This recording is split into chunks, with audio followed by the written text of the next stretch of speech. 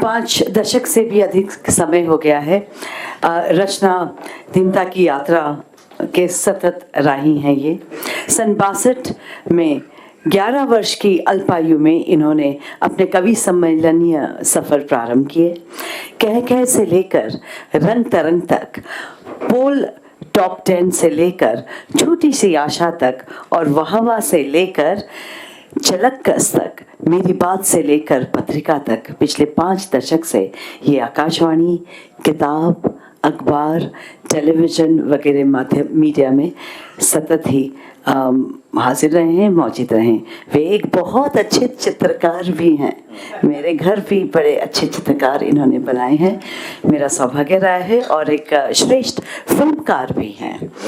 हाँ, खूब सारी कथाएं, पटकथाएं एवं गीत इन्होंने लिखे हैं और 60 से अधिक पुस्तकों के लेखक भी है। लेकिन मैं देख रही हूँ वे इतने आतुर हैं हम सबसे मुखातिब होने के लिए, इसका बाकी का मुझे परिचय देने की ज़रूरत ही नहीं है।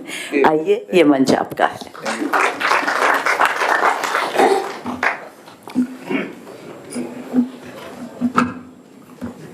बहुत प्यारे पद्मेश, वैसे तो धन्यवाद ज्ञापन के बाद कार्यक्रम समाप्त हो जाता है, पिक्चर अभी बाकी। यहाँ जितने भी मित्र बैठे हुए हैं सबको नाम से जानता हूँ, एक आध बिटिया को छोड़ के। और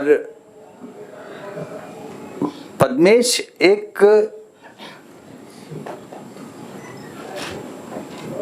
एक मोहब्बत के गुलगुले से,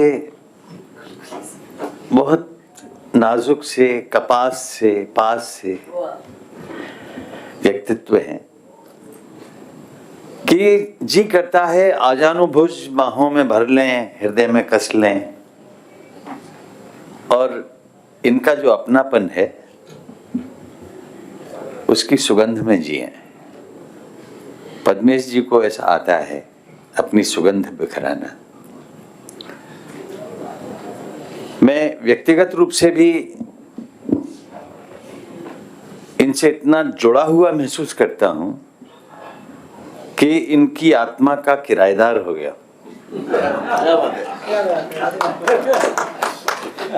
या कि शरीर में इनको किराएदार बना लिया है इनकी आत्मा को। यात्रा है एक, और उस यात्रा में हो सकता है कि कई बार फ्लैट फुटेडनेस आड़े आती हो।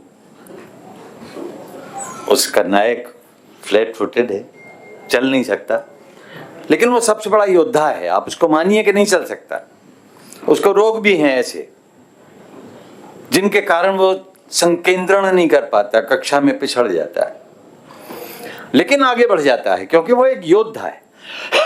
हमारे पद्मेश एक योद्धा हैं और बड़े संकल्प लेते हैं, छोटे नहीं। विश्व हिंदी सम्मेलन का जो 1099 में 1099 में 1900 में 900 आप जोड़ोगे बेटा, नहीं मानोगे। 9 आज रामनवमी है, तो 1000 हो 2000 हो, लेकिन 1900 है क्योंकि उसमें 9 है। उससे पहले मैं 94 में, ये मेरे श्रोता थे उस सभागार में जिसमें अमित जी भी थे, उसमें बहुत सारे कवि थे, पूरी गैलेक्सी थी कवि सम्मेलन के लोकप्रिय कवियों की, और उनको कवि माना भी जाता था। फिर बाद में तो कवि मानना न मानना, कौन क्या है कैसा है, उसके लिए विशेषण मालाएं हैं, या कुछ भी है या कुछ भी नहीं भी है। तो उस कुछ भी और कुछ भी नहीं भी है में जितेंद्र जी जानते हैं कि हम अध्यापक लोग साहित्य के बारे में और रचना धर्मिता के बारे में एक विशेष शब्दावली का इस्तेमाल करते आ रहे हैं और करते रहे हैं और करते रहेंगे। लेकिन प्रवासी साहित्यकार मूलतः अध्यापक नहीं।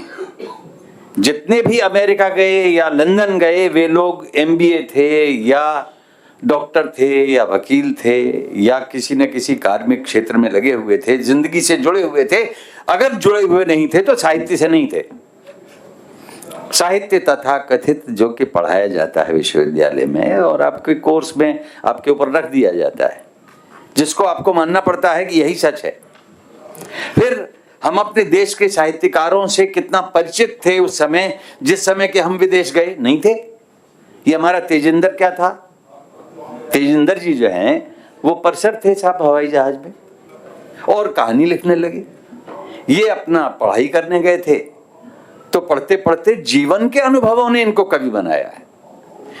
इन जीवनानुभवों से सौंदर्यानुभूति को बदलते हुए अपना रास्ता निर्मित किया है और वह रास्ता इतना प्रामाणिक है कि ईमानदार है। उसमें उनके निजी अनुभव हैं, उन अनुभवों से निकले हुए नए आवेग हैं और मूल तत्व है भावनात्मकता, जिसका जिक्र अभी हमारे पद्मेश कर रहे थे। भावना के बिना कुछ नहीं। अब वो भावनाएं माता के प्रति हैं, पिता के प्रति हैं, दोस्तों के प्रति हैं, अपने समाज के प्रति हैं, अपनी छोड़ी हुई जमीन के प्रति हैं, या नए हुए पाए हुए लोगों के साथ जब हम मिलते हैं तो उनमें भी ऐसे ही कुछ टूटे फूटे लोग हैं जिनकी वैयक्तिक जिंदगी में गड़बड़ियां हैं थोड़ी बहुत। तो वो जो प्रवासी साहित्य का 20 साल पहले संकट था कि प्रवासी साहित्य को विश्वविद्यालय के स्तर पर 2M दर्जे का माना जाता था, उसको पाठ्यक्रमों में रखने योग्य नहीं माना जाता था। आज भी उसके लिए हमें स्वागत के द्वार खोलने के लिए पल्ले आकर्षक बनाने पड़ रहे हैं, उसके कब्जे कुंदे ठीक करने पड़ रहे हैं कि ताकि उसके लिए हम हृदय खोलकर स्वागत कर सकें। नहीं है अभी भी। मैं जब हिंदी अकादमी में था तब 2 संकलन प्रवासी कविता के और प्रवासी कहानियों के निकले थे। प्रकाशित बाद में हो पाए, तब तक मैं हिंदी अकादमी छोड़ चुका था, लेकिन वो निकले।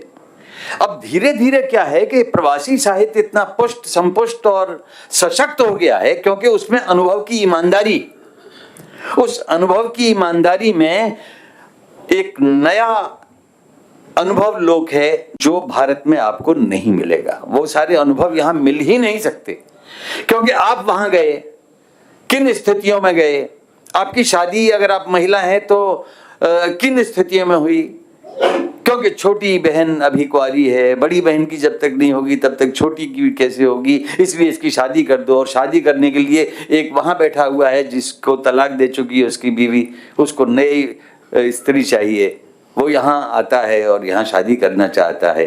वो इसका प्रेमी था, उसकी पत्नी थी, कौन किससे कितना जुड़ा हुआ था।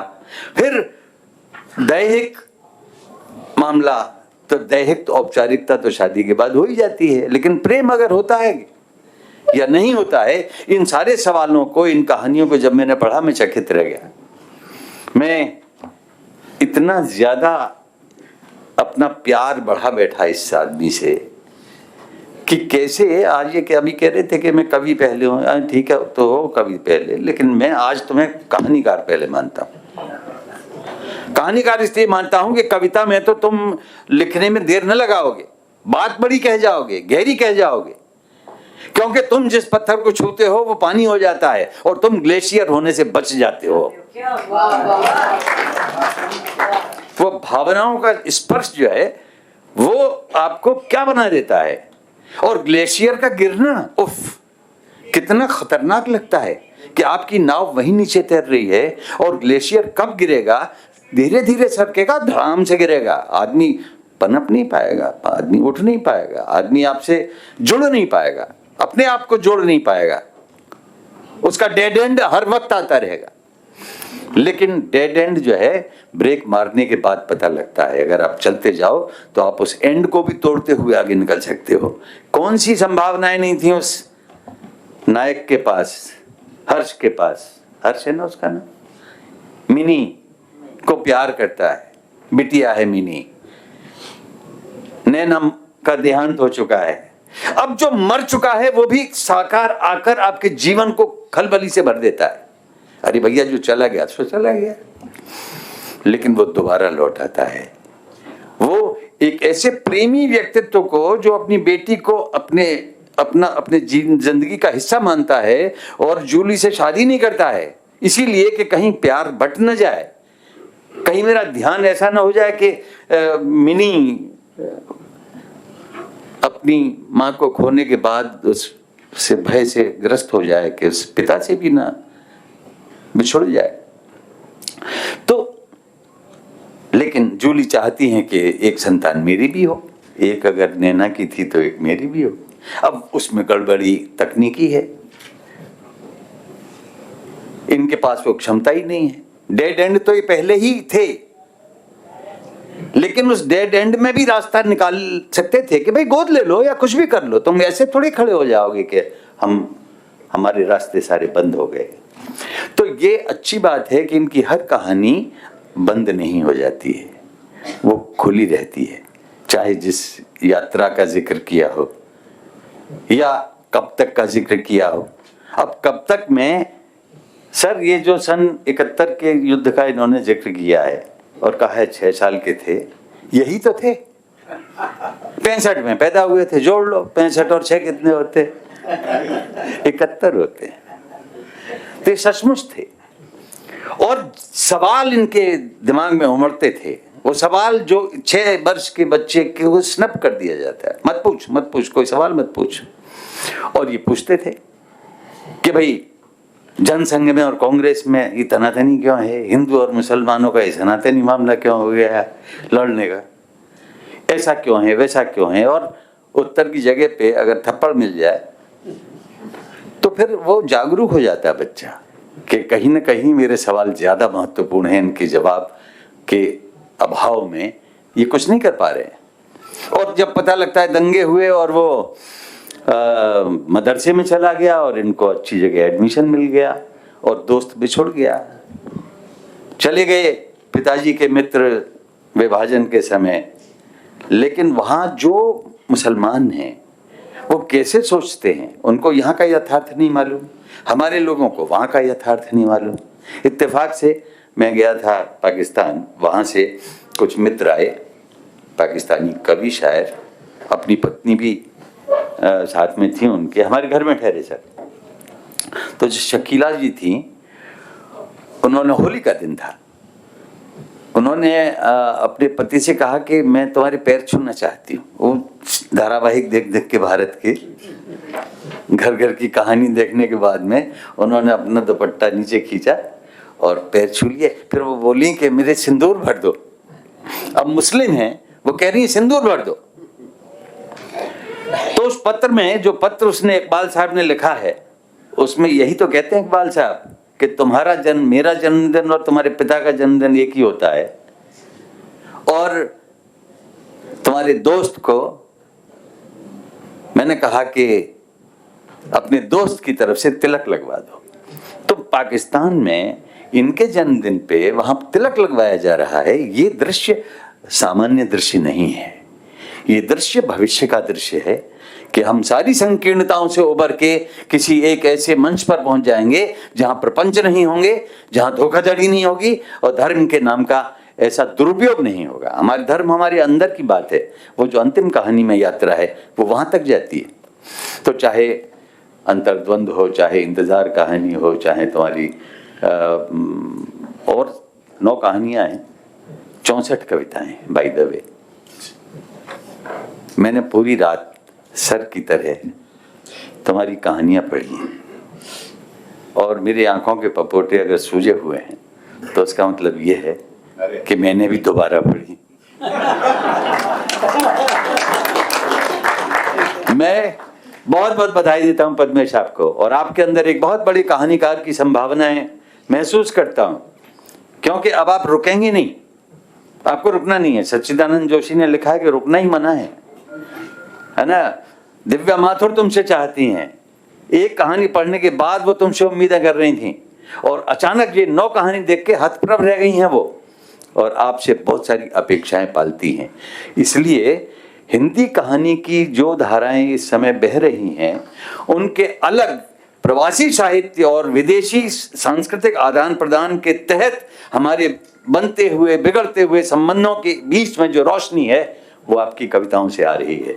मैं आपको बधाई देता हूं और सभी को प्रणाम करता हूं कि एक कहानीकार के तौर पे आप इसकी क्षमता को प्रणाम करें।